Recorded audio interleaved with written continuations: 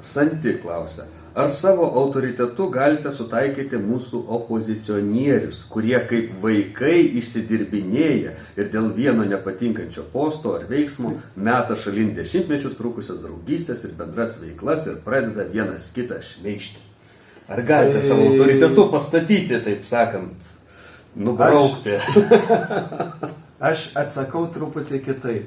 Aš negaliu būti atsakingas už trečių asmenų veiklą, nors man reiškia pretenzijas. Kodėl, ir pasako pavardę žmogaus, jis taip ir taip kalbėjo. Ką aš galiu? Aš negaliu nurodyti ir nenoriu. Aš nenoriu niekam nurodyti, kaip jis turi elgtis. Aš ir negaliu nurodyti, bet ir nenoriu.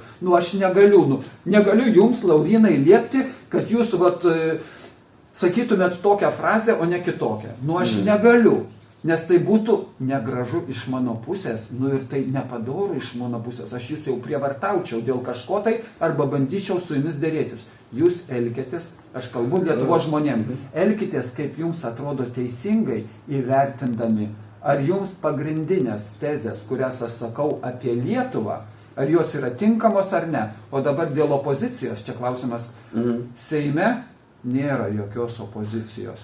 Ir visos politinės... Tai čia būtent apie tuos opozicionierius tikruosius. Tos, kurie ne Seime.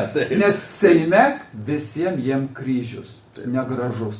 Ir visus 30 metų jie yra tie patys. Užtat su jokia sena politinė jėga negalima susisieti, nes arba jie impotentai, atsiprašau, čia ne įžeidimas, o išvada, arba jie yra tos pačios sistemos sudėtinės dalis. Užtat nauja politinė jėga ir Mažvydas Misiūnas, advokatas, mano paprašytas ir užsijama tuo reikalu, jau pusė arba truputį daugiau kaip pusė jau narių yra surinkta kaip steigėjų.